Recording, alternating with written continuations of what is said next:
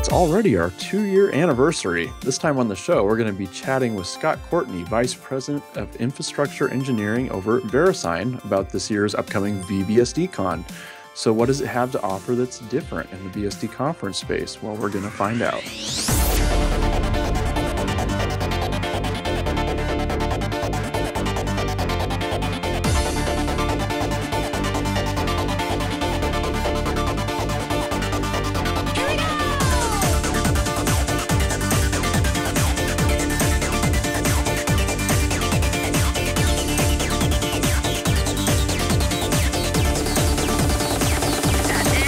BSD Now, episode 105, Virginia BSD Assembly, recorded September 2nd, 2015. Hey, I'm your host, Chris Moore. And I'm Alan Jude. Glad to have you guys with us this week. Wow, 105 episodes, and it's September already, and we got vBSDCon in a couple weeks. This year is just flying by. I mean, it seems like next week we'll be talking about 11.0 getting released in FreeBSD or something. It's just crazy. We still have almost a year for that, but it'll go by really quick, I'm sure. Well, that reminds me, I need to ask you, when you're in Cambridge, did you make any progress on the Jelly bootloader stuff? Not on that particular front currently. Kind of blocked on that. But hopefully at the Dev Summit at vBSDCon, I will be able to corner one of the right people to get past the roadblock. Well, speaking of that, I know we don't have it in the notes here, but I think they said there's like 35 people now signed up for the Dev Summit at vBSDCon. So if you're going to that, first of all, awesome. If you'd like to go to it, that's on the 11th, I believe, is when that starts. The Friday before the conference. And you do need to have either a FreeBSD commit bit or an invite. And if that's something you could be there anyway and you're involved in FreeBSD, let me know. Maybe I'll see if I can get you an invite and get you in there, because I think it's just good to have more people involved there. Okay, well, enough of that. We'll actually get to your news now, your regularly scheduled programming. So first up this week, we have some OpenBSD news, and this is just really neat. That's why I kind of trampled on the words there. But OpenBSD's got a hypervisor coming soon. Yes. It's like, whoa, this is cool. So it looks like Mike Larkin's been working on that, and we have a link here to the mailing list post, but it looks like they've re-implemented this, so this isn't a port of Beehive or anything like that. Yeah, they actually go on to describe why they didn't just port Beehive. In particular, their targets are to actually support all the things that Beehive doesn't, like older computers without hardware virtualization, i386 as the host, shadow paging so it can run on machines without the extended page tables or the virtualization offload stuff. And also nested virtualization, so running a VM inside a VM, or running, I don't know if they mean for it to be able to run inside of things like Xen, or if they mean for things like VMware or VirtualBox to run inside of it. But either way, and support for legacy peripherals. So doing all the parts that the Beehive guys skipped in order to save time and get to the end product faster. So it might actually be interesting to see some of this work be able to come forward into Beehive to provide those missing bits that were skipped because, if... Maybe they'll work it the other way around, where it's like they got here and now they'll go back and start backporting and filling in some of these features that we've missed. Yeah, on so Beehive, it's very interesting work. And this is cool. Mike has promised to do an interview with us once it's committed, so probably late October. Okay. Well, he has a nice little QA here in the mailing list post, so if you want to find out more about it. And he also said it's kind of to the point now where people can start helping. He's kind of built the scaffolding and the frameworks, and now it's time to just start putting all the bits together to make this reality.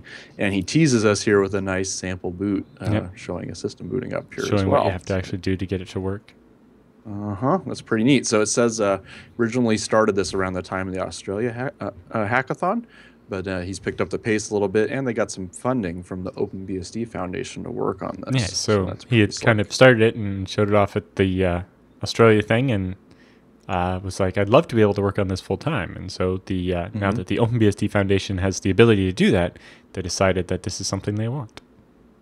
Okay.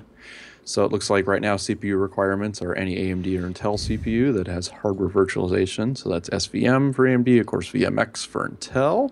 And like Alan mentioned, if you don't have RVI or EPT support, you can do shadow paging. So I think that's really slick. So this will support, especially that middle set of CPUs that are new enough that people still have them, but not new enough to have some of the features to require Beehive. So this is definitely interesting work. Yeah, that's really cool. So anyway, check out the link in the show notes if you'd like to read more about that. And we'll look forward to talking to Mike in the future here and kind of get the skinny on what the direction is and when new features should be landing for sure. Okay, now this next one here, some LaunchD information. And this was an interesting article. I read this a little earlier this week on an opinion piece on why FreeBSD should not adopt LaunchD. So we did mention last week about Jordan Hubbard giving a talk on some of the integrating different parts of Mac OS X into FreeBSD. And of course, one of those changes would be LaunchD. And that tends to be a little controversial. We've been through our systemd controversy on Linux, and this, of course, is causing a little controversy in the FreeBSD community here as well. I guess people don't like their init systems being touched. and so that's why Jordan and Kip decided that their project NextBSD would be like a spork of FreeBSD, where they would be able to go over there and experiment and work out some of the problems people might have before trying to actually get it into FreeBSD. Or, that's right. You know, this way it also still exists if they decide, or if FreeBSD decides they don't want it, it's still there so that, you know, people can run it. So even in this opinion piece, the guy who wrote it says, you know, he's not against it being used for what Jordan wants it for products like FreeNAS, or even what you might want it for PCBSD. Yeah. It's just, you know, maybe LaunchD doesn't make as much sense on a server, whereas maybe it makes a lot of sense on an appliance or a laptop or anything like that. Well, so speaking of that, I'll tease it a little bit here, but I do have a build of PCBSD almost done built on NextBSD. Oh. So it'll be based off 11 currents NextBSD, and LaunchD and all that is working. The trick is it's being built on a slow desktop i5, so the package sets take forever to build, so I don't have another 1U to throw at it at the moment. And also I'm having to go through, there's a lot of ports, it turns out, that fail because they will see launch.h being available in the configure script and turn on LaunchD, and they expect all these different like mock time things to be available. And it's like, those aren't there yet. They use that as a sentinel to mean this is Mac OS X. It's Correct. Like, no, Correct. It's not. So there's, I think dbus failed, glib failed. I just fixed FFmpeg this morning. So there's a bunch of these that are blockers where it's like you had 5,000 ports fail because this one now thinks it's on OS X. So I'm slowly going through and either patching those or disabling the LaunchD in the package until time where we can go back to it and look at it and see if that's something we can turn on. But anyway, I'm hopeful. Don't hold me to it. I don't have a timetable yet or anything, but I'm hopeful in the next month-ish I can have an ISO ready. You know, again, we got vBSDCon happening here in a couple of weeks, so if I don't get to it till I get back from there, it is what it is. But I do hope to have something soon people can start playing with, because I would like to experiment with it as well. And this may be a good way for people to try out LaunchD. Yeah, and speaking of that, I know quite a few people have written in asking us for more information on LaunchD and so on. We're working on getting interviews with both Kip Macy and Jordan Hubbard about this.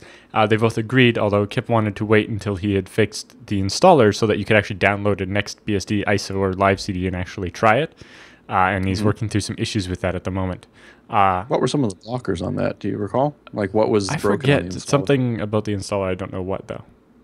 Okay. I think there's a post on the NextBSD site talking about it. But he was working on those. And so we do expect to have interviews for those coming up. Although with EuroBSDCon and so on, they might not be until October as well. Well, kind of back to the original article, which prompted this talk, was, again, the opinion piece on why it doesn't make sense to put LaunchD and some of these features into FreeBSD specifically. But if you want to read that, we encourage you to do so, of course. But also we have links where Reddit also had quite an active thread about it as well. Some in agreement, some not.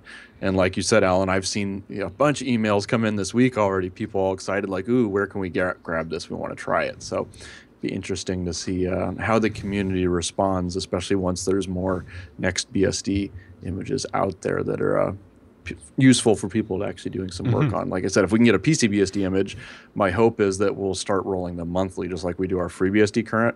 We'll have a FreeBSD current September and then a FreeBSD current next September or something like that, which is based on NextBSD. And who knows, maybe we'll throw a hardened one in the mix there too, or hardened will get merged into NextBSD and I only have to do one. That sounds like there was a post about that on the NextBSD site. Yeah, with them. I think it's on the roadmap to do. So the sooner they do that, the better. Then I only got to run one extra image. So, cool. But yeah, I think one of the biggest ones is that there was quite a bit of FUD going around about this. LaunchD, big XML parser in PID1 or whatever, it's actually not. The port of LaunchD to that's used in NextBSD uses JSON files instead, and it's a lot less scary.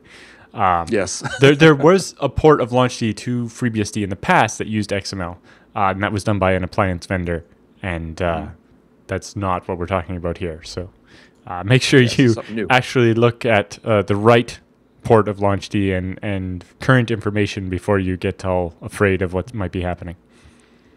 Cool. Okay, well, next up in the news here, Dragonfly. Those guys, man, and their graphics support, they just keep on flying. Man, I guess Francois, do you want to come over and work on the FreeBSD graphics a little bit? I know he's been talking to Dumbbell and stuff about that, so that's fine. We'll take it when we can get it. But they just merged in a whole bunch of new stuff into their Intel graphics stack, which is quite a nice list of changes here. Let me go ahead and bring that up so I can make sure I read you. Pulled in the updates for Linux 3.17 and also specifically a particular stability fix from 3.19. This includes so apparently the DisplayPort code isn't completely synced yet, but they're working on that. And they also have the panel self-refresh stuff, which can save power on your monitors and so on. There's also some additional support improvements to Broadwell and Cherry View, and runtime power management fixes as well. And the backlight brightness locking fix so that you don't trample all over yourself while trying to adjust the backlight brightness. I wonder if that's what's wrong with mine. If I try to change the brightness too many times too rapidly on my machine, it locks up. Oh, interesting. I wonder if that's the same thing. I got to look. There's something. I got this X1 Carbon Gen 3 here, which is a Broadwell. And I can boot it in EFI, and I can get to a login prompt graphically. But whenever I try to log into some desktops, like KDE, even Lumina, anything where it's using, it does like rapid animation on the screen, it locks X, like the display freezes. Really weird. The system's not kernel panicking, though. I can SSH into it, so I just need to debug and figure out what's going on there. Cool. Or I just have to wait for real Broadwell support to show up, which probably will be what ends up happening. But yes, it's good job, Dragonfly BSD. Yeah, that's fantastic. You guys are making us all drool because that's really impressive. Okay, well, next up we have OpenBSD. We've been talking about the tame functionality that's been landing in OpenBSD, and of course we mentioned it quite a bit last week about getting support for file whitelists, and that they had said that some userland integration was next. So, well, turns out here we are. It's there. So Theo has posted a long mega diff of pretty much over 100, I think, smaller diffs here, it looks like, adding support to a lot of the userland tools in OpenBSD to start using tame. And looking at it, a lot of these are like 2 lines, 3 lines. I mean, they're not really That's very intrusive. The point of the tame API is that you can just add this inside the main service loop of a program, and it should just work. There's an interesting one here. Was it DF? The diff is there, but it's commented out. It's like, whoops! I don't think that one meant to slip in. But yeah, this diff set looks to be updated. I know we looked at a diff set like this before, but that was before they changed added the whitelist functionality to the tame API. So this one looks like it's actually in use here. Although in most of the cases so far, they are not passing anything to the whitelist, which looks like that'll probably come in a future patch. Well, I'm guessing, these are the programs they started doing first, and they didn't need the whitelist. Well, he says right here in the commit too, none of these examples use path whitelist yet. So I would assume they will start throwing some of those in soon. Or people will have to run them and find out, hey, it doesn't work when I try to do this, and something like that. But yeah, if you're interested in working on this or an OpenBSD contributor, this would be a great way to take a look, and you can figure out how to tamify some other programs as well. Because again, it's pretty simple. Okay, we have a link also, it looks like on Hacker News also, where there's some more discussion on this as well. So, and additionally, if you're a porter, you might be able to add some of these to your ports as well. Yes, it would be interesting to see that. Refer to that. That would be neat to see some of the ports just kind of have tame support out of box.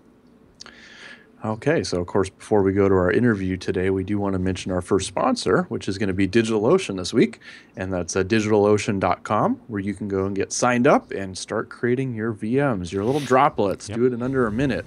And guess what? You can get FreeBSD in there. And guess what? You can get that for 2 months pretty much for free if you use the FreeBSD Now coupon code. Yep. So there's no reason not to. It's a great way to get a VM set up in the cloud or whatever particular data center you'd like. Yes, you can pick it. They got them all over. Yeah, you get SSD-backed performance for all your disks, a terabyte of tier 1 bandwidth at 1 gigabit per second. It's KVM virtualization, so it's good and fast. You get a very easy to use control panel or an API if you would like to do stuff yourself. And, it's all done up on big hardware with lots of cores and ECC memory and rated SSDs.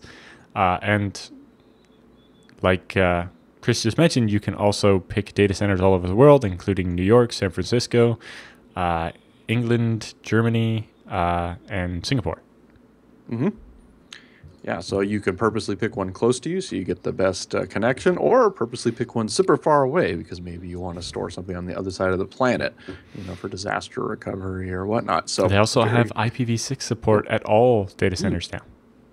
And I know you've mentioned in the past how you can set up like VLANs between the centers, yes. right? Which don't count against your bandwidth. I think that only works if they're in the same data center. Oh, only in the same data center. Yeah. Okay. But that would be cool to add. It's especially useful if you're going to have, one droplet for a database and one for the web server and so on. That's right. And it means that the communication between them doesn't have to soak up your bandwidth. Although with a terabyte per month of bandwidth, you're probably not going to have to worry about it either way. But still, it's nice not to have that counted against exactly. you for sure. And, if you're an OpenBSD fan, well, we can show you some love there too. If you go back on the website and search there, we had an article talking about how you could bootstrap OpenBSD into a droplet as well. That's entirely possible. So again, go get signed up today, digitalocean.com. And if you talk to anyone, tell them you heard it on BSD Now. We're joined now by Scott Courtney, who's the Vice President of Product Engineering over at Verisign, who's going to be here to talk to us a little bit about vBSDCon, which is coming up in a couple weeks. So first of all, thank you so much for being on the show today, Scott. We appreciate it. Well, thanks, guys, and congratulations on your 2 years now. Yes. Oh, thank you very much. We appreciate it. It's been fun. So we're looking forward to 2 more and dozens after that. But first of all, since we've not had you on the show before, the same thing we ask everyone is tell us a little bit about yourself, your background. How did you first get introduced to and get involved with BSD in general? Well, I came from the other side of the force, in the sense that back in the 80s, my introduction to Unix was sysadmin, in a job I just sort of rolled into, inherited, on a ATT 3B2 system that ran, brace yourselves, SVR3, right? Okay. So, and then over the years, worked with other systems, Solaris or whatever. So really the BSD introduction was when BSD started rolling into the other Unixes, right? Things that everybody takes for granted, like TCP IP. But then about 6-7 years ago, I was directing architecture here at Verisign, and we had a couple problems we were facing in terms of scalability under certain attack loads of our DNS products, specifically the ones we really designed for the COM platform and some of it root DNS. And so we looked at alternatives and diverse operating systems and ended up using FreeBSD for that. Okay. Cool. So how did the idea to have vBSDCon originally come to be? What's the history behind that? Well, that followed on about 2 years after we had started working with and we made the shift over to FreeBSD, so that, and I should say, and we covered this, I think, 2 years ago in your first episode, or you talked about it in your first episode, Alan.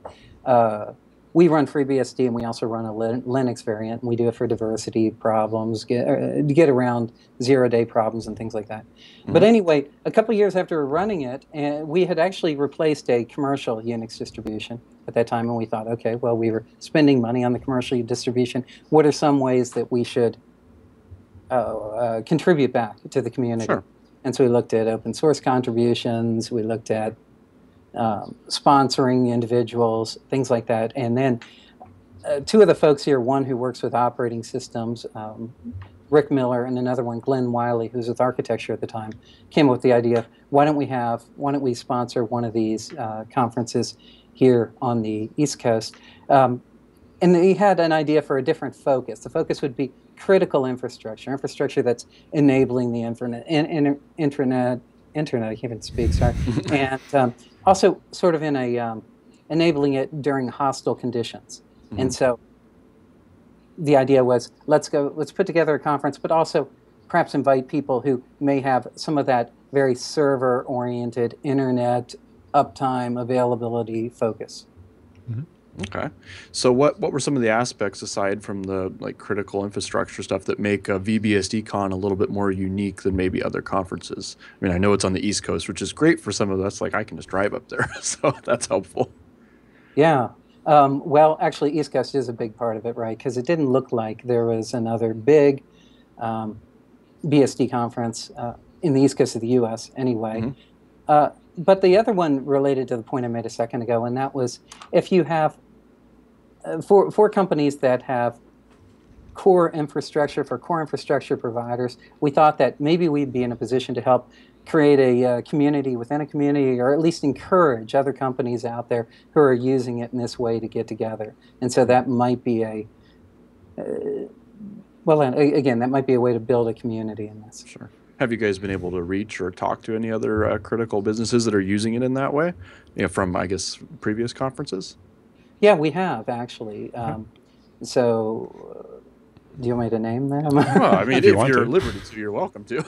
I mean, we're not as big as, some of the folks out there, like EMC, who use this or whatever. But yeah, we've talked with various folks. I think Netflix, I've chatted with some of the folks there. None others are coming to mind right now. But yeah, the folks on our team, our engineers who are going there, do reach out. That's a big part of it for us. And I think it's definitely interesting to have, most of the other conferences are a little more geared towards developers, to have something more towards sysadmins and operation team and things like that. And so I definitely see there being quite a bit of value in vBSDCon. So specifically, vBSDCon is a little different than most of the other conferences because Verisign hand selects the speakers rather than just issuing a general call for papers. Obviously you kind of explained a little bit so far, but is there particular reasons behind that, and what kind of presentations are you looking for this year specifically? Yeah, so this approach of picking people has been a test, right? We're into whole iteration 2 on this test. We have a bit of time between them. Every 2 years. But so it may be that we end up doing the call for papers approach. Because it was so new, we started with the let's reach out to the community, let's try to encourage some folks to get here. Alan, I think you really nailed it when you talked about the server, the operating side focus. We are really interested in encouraging folks to come out here and speak. Server operators speak about their experience, speak about the practical day-to-day from that perspective, right? From people who, the servers that we run, we don't have heads on them, right? So we don't really care about X or any graphical interfaces. We care really about a very limited problem set, which is a service that can be long-running, that can be very, very, very high-performing, and we're talking millions of transactions per second, like some of the other folks I mentioned. So that's a big focus. The other is that even though we are using FreeBSD and there's a FreeBSD event the day before the main body of the conference kicks off, we're really interested in some of the creativity that is occurring in other spaces inside the BSD community, and specifically, OpenBSD, NetBSD. So we've been able to go out and encourage people to come in and speak from those communities at this event. Right. Well, I know you go ahead, Alan. Do you have something? Yeah, I was just, while you use FreeBSD, you're still interested in any of the technology that's available to you, not just that. So it definitely makes sense to include the other BSDs and get as many different ideas as you can, as suppose what's the right way to be able to quickly provision servers and deal with performance and so on. Yeah, exactly that, right? A lot of experimentation, a lot of, I won't even say experimentation because people are using it in production, but it's the fact that we have different branches of thought being worked out in different areas is extremely interesting to us. Right, and just in the position we're in. The widest amount of experience that you can benefit from. That's exactly it, yeah. Okay, I know you mentioned that there's an event the day before, but tell us a little bit about that. Are there any extra events that people can participate in or the projects can participate in? Things like doc sprints, dev summits, hacker lounges, etc.? Yeah, there's quite a few. So the event the day before, I'll let Alan talk to, because I think you're one of the developers that'll be speaking at it, if I read the agenda correctly. It's just the FreeBSD Developer Summit, so there'll be a bunch of developers talking about various topics. I think I might be speaking about something. I don't remember. Right. Sometimes we get roped into speaking. Yes, about things. you get voluntold. Yeah, maybe perhaps your name's been added to every speaking event. Yeah. No, but so yeah, the certainly that FreeBSD Developer Summit on Friday, and then in the evening there'll be some open general events for everybody. For folks who are coming into town a little bit early or whatever. Saturday is the kickoff of the event, right, with the welcome talks and there's a full day of events there. You mentioned other activities that could take place. In the evenings, there'll be the Hacker Lounge and the Doc Sprint room. So that should be, we expect those will be really popular. There's also, last year we noticed, or 2 years ago, that a lot of conversations happened, as they do, especially in conferences that just aren't huge, in the hallway, right? So we'll have this informal hallway track. I think if you look on the agenda, no talk's supposed to last more than 45 hours. They start on the hour. So there'll be a bit of time to get some work done in the hallway, to talk about some problems, talk through things. And then there's after events as well. Cool. So there's, I guess we kind of already covered this, but you put in some effort to give all the different BSDs kind of a semi-equal coverage and a chance at the spotlight. And how important was that?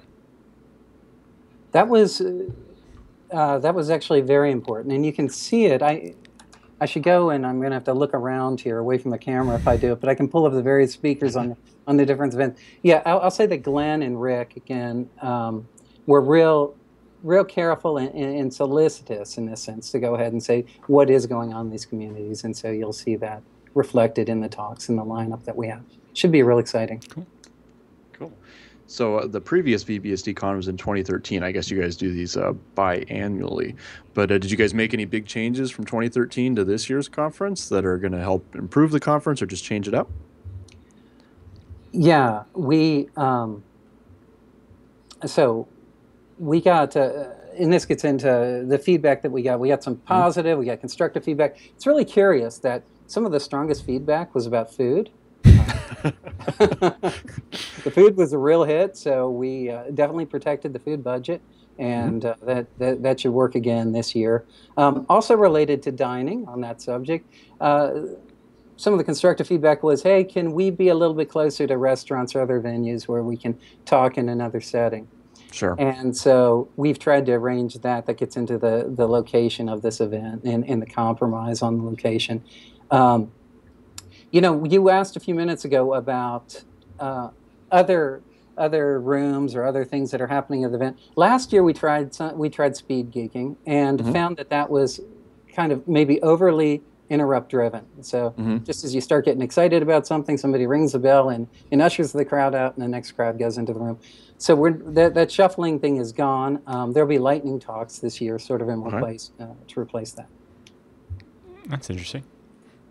So I know that in 2013, originally there was the plan to have audio recordings, maybe synced up with the slides or something, and then that obviously didn't work out. So is there a plan this year for video or audio recordings of the talks? Yeah, so this year we're in better shape there. That's a good point, Alan. There's some feedback on that as well.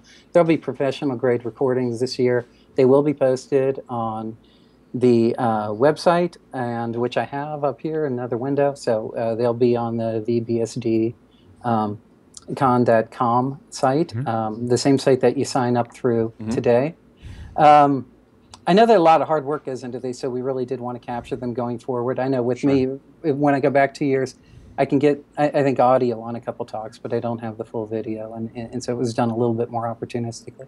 So yeah, that's something we wanted to fix. Cool. It won't be done the same day, but it'll be coming up shortly. Yep. All right.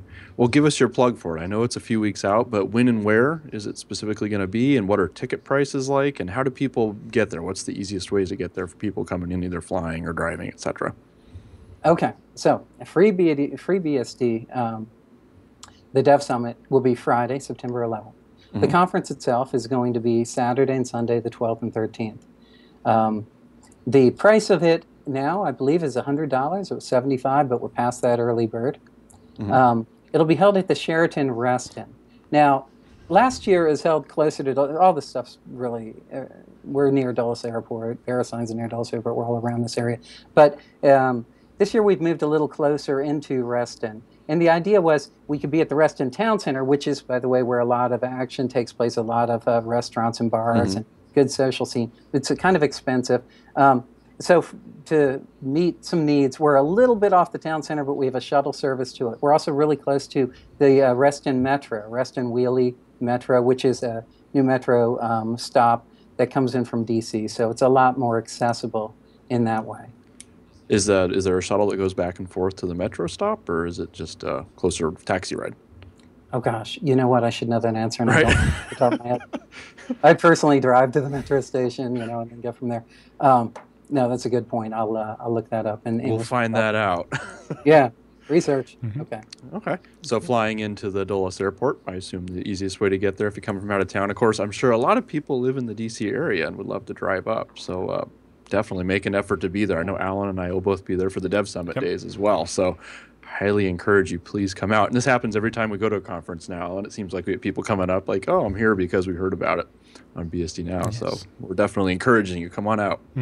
Yeah, it should be a really great conference. I'll be there and just with my ears open, taking notes. I think I'm going to give an opening Reddit on Saturday morning. But other than that, I promise to not say anything and listen to people who have something to say. And I remember from the last one, the talks were really instructive. It was an interesting event. Well, was there anything else you wanted to mention before we let you go? Well, you asked for the pitch, so I will. For folks who haven't signed on, please go to vBSDCon.com. Sign up there if you've got questions. We've got a little form there that you can fill out, submit them that way. We have room for more folks. I don't know if we have 80 to 100 signed up right now. We don't want the conference to be huge, right? We limited about 125, but there still are some slots available. And again, I'm really looking forward to meeting up with some of the folks in the community. Yeah, and I'll just put my plug in. I'm driving all the way up from Tennessee, so that's like 7.5, 8 hours from where I'm at. And if I can make that drive, if you're in the DC metro area, you got no excuse. So go get signed up. So I'm flying from another country. Does that count? Yeah.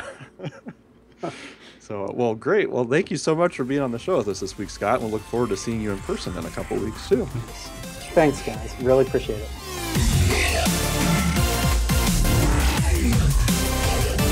Hope you guys enjoyed the interview, and of course we look forward to seeing you at vBSDCon here soon. So of course, before we go into the news roundup, we have one more sponsor we want to mention right now, which is going to be IX Systems, and the URL, which you should know by heart now, but if you don't, ixsystems.com/BSDNow. Go there, get signed up right now, get in touch with these guys and let them build the system of your dreams that will just make everybody in your data center drool. And those guys are going to be the ones who can do it. So Alan, I know you showed us pictures last week of your system. Did that system get all racked up and all ready to go now? All up and running and in production, and worked very well. Very happy about that. With that one, it was the case of filled out the setup form with IX. It was like, all right, I need I want this version of FreeBSD installed. I need you to set it up like this, name my ZFS pool with this name, set up these users, give it these IP addresses and these subnets on these network cards. Here it all is, and set up the IPMI in this VLAN on this private IP space so I can VPN into it, and had them ship it directly to the data center. And then the data center people put it up in the rack, connected the cables how I told them, and it just worked. And I was able to do all the things I needed to do. It worked great. And that's just like the full white glove service. Just everything. In this case, so white glove, I have not had to physically touch that server yet. That's great. Although actually, I was there yesterday installing more servers on top of it, but you didn't have to mess with that one. Nope, it was ready to go.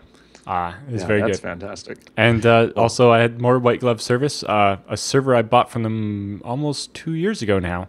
One of the 4 terabyte SAS drives failed. And, ZFS is like, oh, hey, this drive has died. The multipath can't get it from either side. I'm like, okay. Fire off the RMA to IX. Here's the serial number of the drive that died. And they're like, okay, here's the tracking number. FedEx has got the replacement drive on the way. It gets to the data center and just pull out the old one, swap in the new one, pull, replace, problem solved. Right? There you go. Yeah, IX just makes that easy, and just getting support from these guys, of course, is awesome because even their sales guys kind of speak the geek. Exactly. They understand what's happening in your data center. So I dare you to call Dell and ask the random sales guy about how to configure your SaaS multipath. That's right. Lilu multipath. Right. Well, the IX guy is just a whole nother experience, and you don't have to drool over Alan's setup and really be jealous of that. Funny thing is, you can actually get in touch with these guys, and they'll build you something just like it, or maybe even better if you want something crazier. So make Alan jealous for once. You can see pictures of some of your systems. On their blog, they have we've talked about the Mega Core they built with like 80 cores, and then the Mega Port with 24 10 gigabit network cards. Yeah. They've definitely built some drool-worthy systems over there. So I could give anybody server envy. That's right. So again, guys, ixsystems.com/BSD Now. And when you call them up, just tell them you're a listener of BSD Now. We'd appreciate that. And they enjoy hearing from our listeners as well. Okay, well, news roundup time. So first up, we have some OpenSense news. I know we haven't talked about them for a little while, but we have a neat article here up on their website called OpenSense Beyond the Fork. And it's kind of a status update, but they said they're about 40 releases in, and they want to give us an update on what's been happening there. Yeah. So, of course, they said they have thousands of people now enjoying OpenSense, and they've really been trying to create a new thriving community, and they're really excited to see how users are starting to help each other out on the forums and sharing ideas. So it sounds like they're making some progress there. Yeah, they talked about the changes to the new MVC framework for the graphical interface and hooking up the package NG and making it a firmware-based upgrade system and all that. And then they also talked a bit about integrating with hardened BSD. That's right. It looks like they're a little over 5,000 commits in, several million lines of code in the project. So wow, it's definitely grown and matured very quickly. So it looks like now version 15.7 is now their production-ready stable version that's proven itself in a lot of different scenarios. And they mention, of course, everything from office networks to data center solutions. So how cool is that? So yeah, it sounds like a good status report here, and a lot of community growth and participation as well. And of course, you mentioned the hardened BSD, so they have their experimental builds with ASLR support and more. So this report kind of covers just the whole project from a broad spectrum here. So definitely go take a look if you haven't messed around with OpenSense yet. Interesting to see. I remember when they launched it back in January, they were like, we're going to have stable releases. We'll have one release every 6 months, and it'll be on a schedule. And then, so obviously, when you start out, you think that's how it's going to work, and then 40 releases later, it's like, bugs are fun. Yeah, that's right. But it's getting there. It's an interesting project. Well, congratulations, guys, and keep up the good work. So next up, this is, I know I had to pay attention to this one this week because we're LibreSSL users, but it looks like they've now started nuking SSL v3 upstream. So with their latest release, they've turned off SSL v3 support and starting with the OpenSSL command. So they said at this time they haven't completely disabled it because there's still some things obviously in the OpenBSD ports tree and other ports tree as well that require it. So Apache would be a good example. But now that they've flipped the switch, they've started the process of just completely nuking it. From the source tree. Since there's already a draft RFC with the Internet Engineering Task Force that says that you're not allowed to use SSL v3 for anything, and so it's good to see that they're ripping out those bits. Just you got to remove that old cruft just to make sure the old stuff's still left in there. If we'd removed it a couple years ago, we would have avoided a couple of nasty ones. Those vulnerabilities that had names and marketing and logos and so on. Yes, yes. So we have a summary here from the Undeadly article, but basically it says that this is an important step for the security of LibreSSL library and by extension, of course, the port tree. It does, however, require lots of testing of the resulting packages as some of the fallout could be at runtime. So maybe it builds properly, but you need to actually when you actually try to use it, it breaks. Yep. That's right. So they said this is part of why it's committed at this point during the release cycle. It'll give the community more time to test packages and report any of these issues so they can be fixed. When these fixes are pushed upstream, the entire software ecosystem will benefit. In short, you know what to go ahead and do. Yeah, this will solve a lot of problems when people can't accidentally support SSL v3. That's right. That's right. So I know we've been using LibreSSL for, gosh, what's it now, 4 or 5 months in PCBSD? It's been a little while. So I imagine we will end up needing to fix some ports and stuff once this gets bumped in the FreeBSD ports tree. But hey, this is the good kind of fixing we like doing because this is just a benefit for everyone. So it looks like we have a comment here from, I think TJ wrote this, but with this change and a few more that are going to follow shortly, I mean, LibreSSL doesn't actually support SSL anymore, interestingly enough. Maybe it's time to rename it LibreTLS.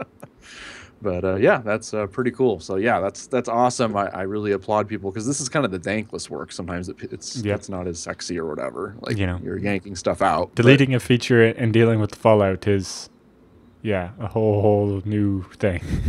Yeah, that's right. That's right. But needs to be done, as we have seen from the vulnerabilities that have some of the big name ones that even made it onto like national news and whatnot, not even tech sites. So yeah, this is a big deal. Okay, so next up we have some Multipath Tcp stuff that's been updated here. So of course, if you're unaware, Multipath Tcp is an ongoing effort of the Internet Engineering Task Force working group they're aiming at allowing a transmission control protocol or TCP connection to use multiple paths so you can maximize resource usage and increase redundancy. Yeah, so this will allow, for example, your cell phone could use its LTE connection and Wi-Fi at the same time to get more bandwidth and to not run into problems when one of those connections drops out. Sure. But also, I know there was an article in the news recently in South Korea. They managed to use multiple paths on a cell phone to actually get up to a gigabit a second. So imagine your cell phone being able to download at a gigabit a second. That's pretty incredible. Yeah. That's right. So here we have the reference implementation of MPTCP for FreeBSD, which comes from the Center for Advanced Internet Architectures at Swinburne University in Australia. And in particular, this report is written by Nigel Williams, who we interviewed at BSDCon, and that interview will actually air next week. Yeah, so if you want to know more about this, you'll have to check that out. So yes, this is the link we have here is a link to a long README as well. So it's more than we can cover here at this short amount of time. But you'll definitely want to take a look at it because it includes in this later version, there's an overview of the protocol, how to get it compiled in, current features, limitations, info about routing requirements. So it's a pretty complete document. So if Multipath TCP is something you're interested in or want to start messing around with, this may be a good time to do so. Yep. So this is basically the release of version 0.5 of the protocol, and it's basically a set of patches against FreeBSD 11, revision 285.254. But yes, this is definitely interesting. I might have to set this up between a couple of my servers and play with it. Yeah, that would be slick. Well, I know when we talk to Nigel about this, he'll mention as well. But one of the tricks is both the client and server have to support it, obviously, because they have to be able to speak the same language. So getting this into the FreeBSD kernel would be a good start. And I would imagine getting it in the kernel would involve more people testing it and playing with it and making sure it works and doesn't break stuff. So if this is something you'd like to see going into the kernel soon, test it, play with the patch, give them feedback so they can help that process continue. And who knows, maybe it'll land in time for 11. That would be pretty cool. Yeah, there's a list of known issues here. One of them looks a little scary. A kernel panic can occur during connection teardown for connections to localhost. Yeah, that's hopefully it says can. It doesn't say how frequent it is. So maybe it's probably one of those ones where it happens so rarely it's very hard to track down. But yeah. But again, that's why we need people to test so that they can help track these issues down. So if you like messing around with the guts in the kernel, go ahead and grab that. Start playing around with it. Give these guys some feedback. And heck, write an article about it so we can put it on BSD Now in the future. I especially love to see some benchmarks. I need pretty graphs and stuff like this is with, this is without. That's what I'm particularly thinking about ZFS replication from North America to Europe. And currently, I'm only getting like maybe 1/5 of the possible connection bandwidth. But if I could use multiple paths, that seems like I could be very useful. Yeah, that's definitely cool. Well, again, you'll have to maybe make the graphs then. What that looks like when you start doing your application. Yep. I want pretty graphs, pie charts and times and all that. Okay, well, next up we have some more OpenBSD news, and it looks like UEFI and GPT support is what we're talking about now. And there hasn't been a whole lot of fanfare or news about it yet, but some of the initial UEFI and GPT-related commits are starting to land in OpenBSD, and we'll have some links to some of these here. But some of the initial support for UEFI, for example, has landed in the kernel, and more bits are slowly being added and enabled here. And after a review, of course, and I'm looking at one of them here where it looks like they've added some of the frame buffer structures, Efi Frame Buffer, for getting information from the UEFI BIOS, which will allow the backend of WS Display and WS Frame Buffer, which is the X11 video driver, to work. But it says it's disabled in the kernel config at the moment, so you may have to change that. Yeah, you have to turn it on if you want to start playing with it. That's right. We also have some links here to some other ones related to GPT, which is also being refactored and slowly reintroduced. Yeah, because currently the way they deal with it on OpenBSD is they have some disk label wizardry to bypass the MBR limit, which only allows you to have up to 2 terabytes per disk. And so they basically have some wizardry they do there to allow them to create an MBR partition with more than 2 terabytes of space. But,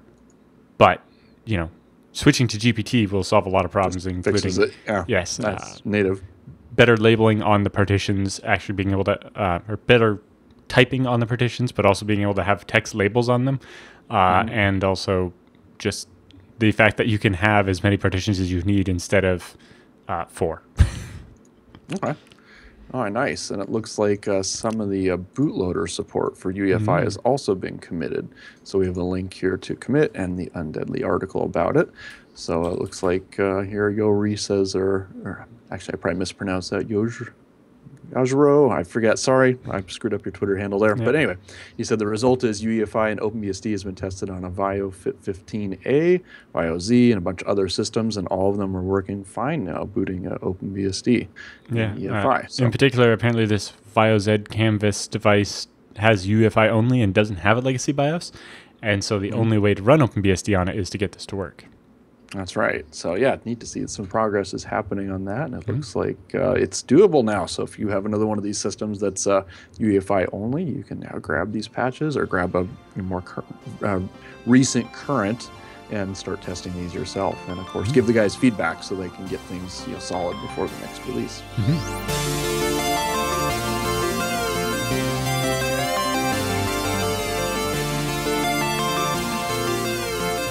Okay, time for feedback and questions. But of course, before we do, we want to quickly mention Tarsnap right now, where the URL for that is tarsnap.com/BSD Now. And I don't know if we've heard anything back, if they've had any responses to their challenge for finding exploits or whatever. No, as far as I know, the bug bounty is still unclaimed. So you should definitely check that out. Basically, they found a bug and fixed it in Tarsnap. But they're offering a reward of $1,000 with a matching $1,000 from someone else if you can make a working exploit out of the bug that is now fixed. That's right. That's right. So if somebody got some spare cycles or a college student who has something to prove, this could be a good way to do it. If you can do it. I mean, the whole point of Tarsnap is it may not even be possible. Yes. Well, it's quite something to be able to say that I managed to meet one of Colin Percival's challenges. That's right. That's right. So come on. If they take their security that seriously, guys, there's no reason you shouldn't be doing your backups there. Exactly. So again, go to tarsnap.com/BSD Now, grab a client, create an account right now. It's dirt cheap. You can get it set up very quickly, and clients are available natively for just about everything. But if you don't trust that, you can always compile it yourself, which how slick is that? How many backup services let you do that? Exactly. It's like, here's the source code, compile it yourself. And then you can audit it and know that, the code that you got is exactly what you expected. That's right. That's right. So get that set up today, guys. And, it'd be interesting to hear down the road if you ever have a disaster recovery, if it was easy to restore and how that went, and just the peace of mind that offered. You should be doing practice restores.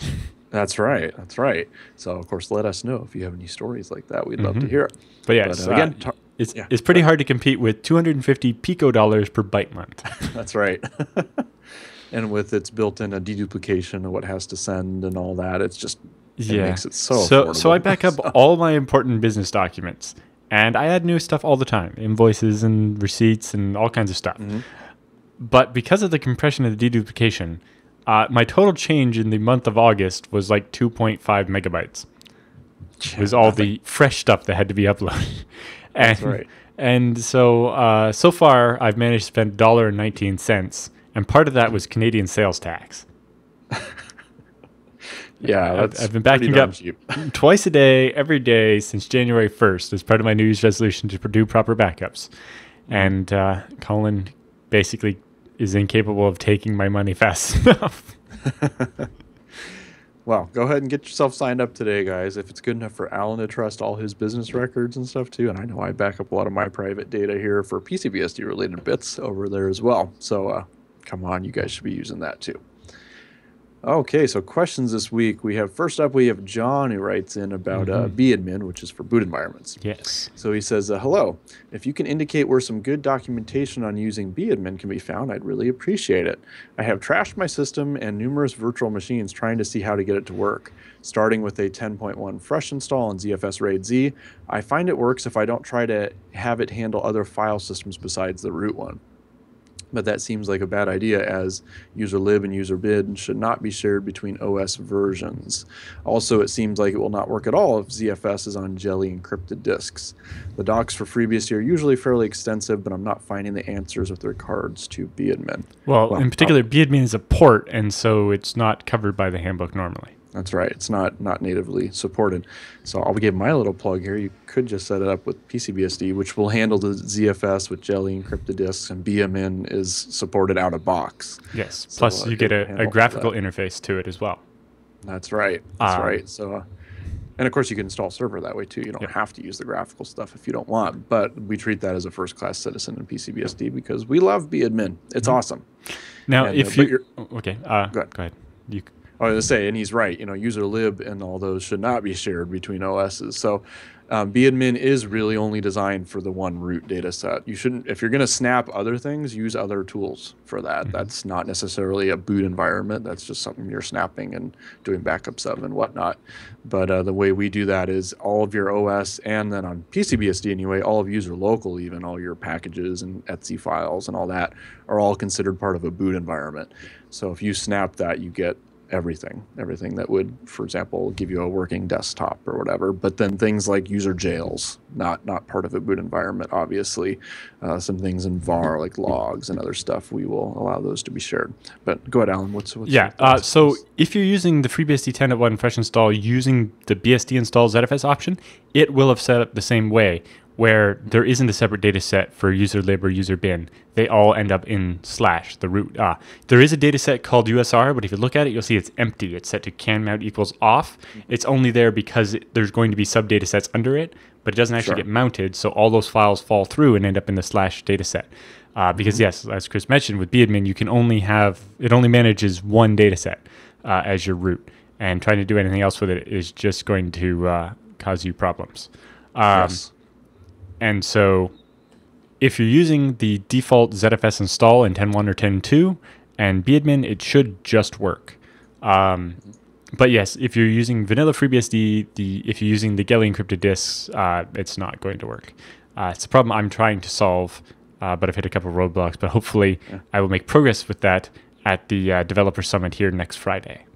Yeah, and I'll be there. I'll be standing there. Come on, Alan. Let's make that work. Let's make that work. That looks we just have to find somebody that does assembly and twist their arm until they help us. That's right. That's right. But in person makes that much complicated. Easier.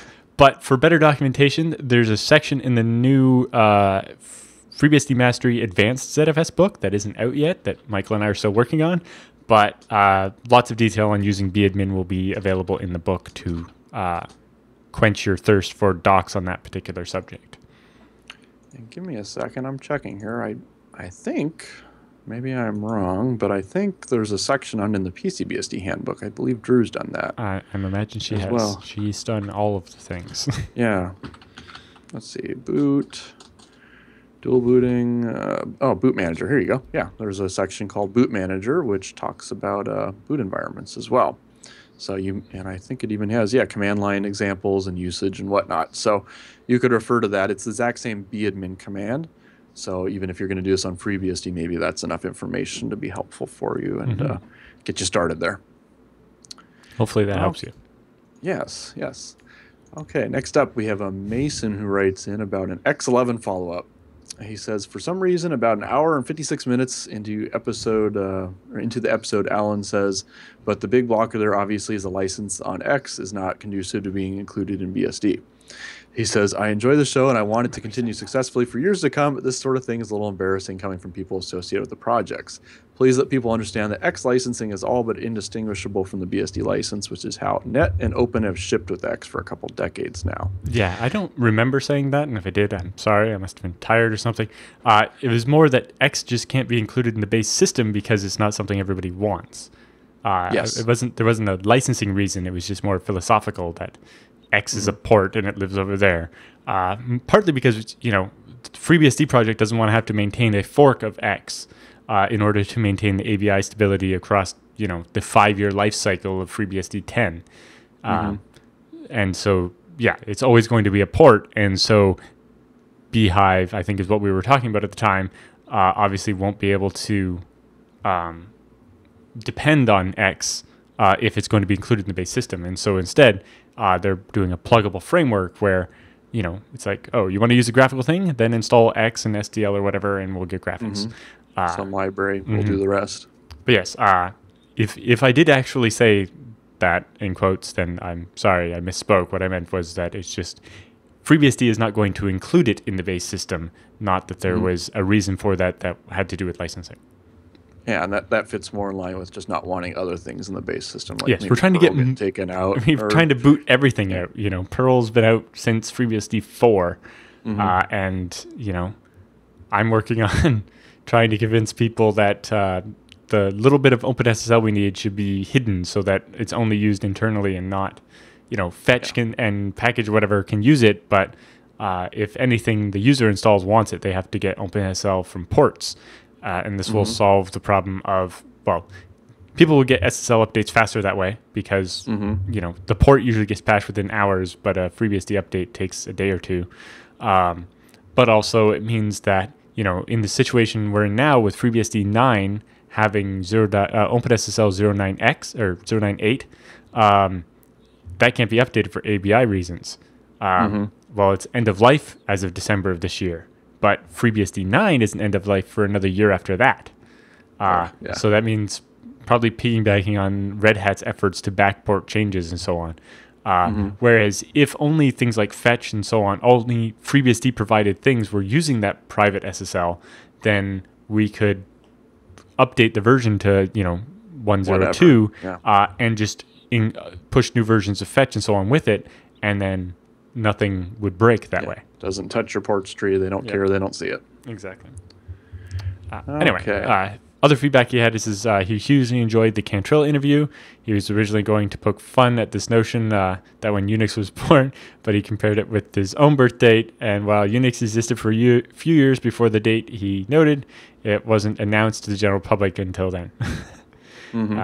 He says, keep up the generally good work, and I look forward to listening to the show each week as he commutes to work. Nice. Well, we're glad you enjoy it. A lot of people listen to this on the commute, so we're glad we can provide a service to distract you from the boredom of being stuck in traffic. Okay, last up we have Earl, who writes in asking about laptop hardware. He said, I'm looking for a suitable desktop to run PCBSD on. I have tried PCBSD with Mate Desktop on an old Dell laptop, and it worked okay. In fact, I was quite happy with it. I wanted to run it on a dual boot with Linux Mint 17, at least until I was more comfortable with the PCBSD command line. But Mint couldn't find PCBSD, and PCBSD couldn't find Linux Mint. Come on, guys, play nice. Well, really quick, I'll mention, I think their version of Grub probably, yes, won't boot PCBSD because we have patches in there for some ZFS stuff and whatnot for boot environments. However, the PCBSD Grub is probably even newer than the Linux version of Grub that they're shipping with Mint, because I pulled that directly from upstream. And you can add an entry to boot Linux in there. We have instructions in the handbook on how to do that. I don't think we auto-detect it at the moment, which is probably what you're referring to here. But if you really want it, you could add the entry to the Grub config file, and it'll just show up and work. So it's definitely doable, and we'll be happy to help you with that. The other one is, I would imagine you might have to be careful if you're doing Geli encryption on your PCBSD, your other operating systems might not be able to see it. That's right. That's right. And so we had to patch for that as well. So you'll want to use our version of Grub if possible, and then just add the entries. And plus, it's not like on a Linux where maybe you stamp your Grub once and then it never changes for like a long time. I mean, with PCBSD, every time you run boot environments and you create, it's like changing the Grub config and doing all kinds of stuff. So you want all your custom Grub entries to be on the PCBSD side to make sure they get re-rolled into the config file. And when it gets restamped, they're still there and this and that. So do it on that side, and then just adding the entry should be like a one-time deal, and then it just shows up forever. Okay, but he also says, before I could work on the problem, the screen started speaking in tongues. I assume that means it's screwed up. But he said, be that as it may, I'm thinking of getting a laptop with an i7 processor, Intel graphics card, and two 2TB hard drives. Do you think that would be a good PCBSD machine with PCBSD on one drive and Linux Mint on another? I just want to be able to surf the web, use GIMP, LibreOffice, Pigeon, and Emacs. Yeah, sure. I mean, that could be a great system. I assume if it's a newer laptop, it may have maybe Broadwell or Haswell support. So that's still a little iffy. You're probably going to be waiting till 11.0 before we have a PCBSD version that does those drivers natively. Otherwise, you'll be using like EFI GOP with Visa, and it works, but a little slow. But yeah, it's totally feasible to do the dual boot with 2 disks. And our PCBSD Grub will often auto-detect that, and when it detects other disks with operating systems on, it'll give you a menu entry that says, here's this disk, chain load into it. And then it'll use that disk's Grub or whatever bootloader. So that's how we do, like, if I have a Windows disk and a PCBSD disk. That's how my laptop is set up. One disk with Windows that boots EFI, and the other disk is PCBSD and doesn't boot EFI because the install is so old there wasn't EFI support when I did it. That was way before. Yeah, but now PCBSD does, so I just have to get around to rebuilding it. But okay. Well, I've done that with good success here. I've got a bunch of systems for my kids where I had installed SteamOS just because I was curious, wanted to play with it, put it on a disk, then PCBSD is their main disk, and it's able to dual boot between the two and use their Grub and our Grub, and everything's hunky-dory. So yeah, I think that's a completely legit way to go, and I wish you luck with getting a new laptop. Look at the Lenovo's. They got some good ones out there. Those usually have really good support. Okay, well, that's the end of our feedback and questions. So as we wrap up the show here today, folks, of course, we want to mention, as usual, send your questions or comments, any show ideas or topics, or if you found a story, something out on the internet that you want mentioned on the show, maybe you think we haven't heard of it yet, we don't care. Send it in. I'd rather get too much info as opposed to too little. Send it to feedback@bsdnow.tv. That's the only address we're really monitoring, so please try and send everything there. And we have an update on the T-shirts. So if you're watching this now, too bad. They're already all done. They're finished on September 1st. They're no longer available, but they are shipping out very soon. So hopefully we'll see some people starting to get them soon.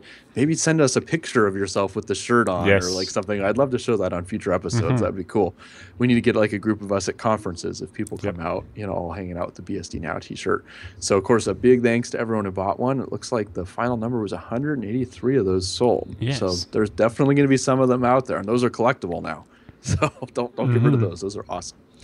And also, as we close this show, I think this is the 2-year mark, and we want to mention that this is going to be the last episode that was written and organized by TJ, who's been doing just a ton of the behind-the-scenes stuff that you don't see here when you're watching the show, but TJ's been doing all the show notes and organizing all that every week.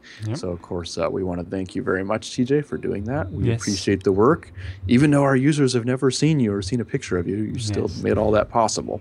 So thank you again, TJ. Well, a little over 2 years ago on the Jupiter Broadcasting IRC channel, somebody was suggesting a whole show about BSD, and I was like, there would never be enough news to make a whole show every week. And TJ was like, well, it might be doable. I'm like, well, if you really think so, what we should do is write up the first 2 or 3 episodes and kind of see that we'd have enough stuff. And he did, and had this whole idea doc of all these other things we could cover and what different segments would be, and list of tutorials we could do. The show's changed a bit since then, but it's been very good, and I think it's been very rewarding for both Chris and I to do, but also great feedback from the community. And I know quite a few people watch the show, and it's really nice to hear from those people as well. So yes, thank you very much to TJ for 2 years of excellent work. And thank you everybody for watching, and hopefully we can keep the quality of the show up even without TJ's help. So in that respect, please make sure you send more feedback, but also hints on stories. We won't be able to do quite as much research as TJ did. So if you guys could help out by just emailing us whenever there's something interesting going on, or especially if you're the person working on it, we'd love to have people volunteer for interviews instead of having to chase them down and tie them up and handcuff them. And put feedback at bsdnow.tv in your address book right now. And so you can just quickly CC us on interesting stuff, or just send us tips when you find something, because me and Alan will be starting to put all this together, hopefully. And if you'd like to help out, let us know as well. Again, send us an email, and we would love to get you involved in the process. But it's a lot of fun to make, and TJ's done a lot of hard work to make this possible. So again, as we close the show, thank you so much, TJ, for 2 years of awesome service, and we appreciate it. Yes, and also we're sorry that going forward, the episode names will not be as interesting. That's right. We've lost some good ones. Our professional pun writer is gone now, so I don't know what we're going to do for title names. There you go. Hopefully we can come up with something better than The Date. We'll figure something out. But yeah, that was awesome, TJ. We appreciate all the cool ones you've come up with over the last couple of years. BSD Now, your weekly pun cast. That's right. Well, cool. Well, again, thank you so much, TJ, for the hard work, and we'll look forward to talking to you guys same time next week.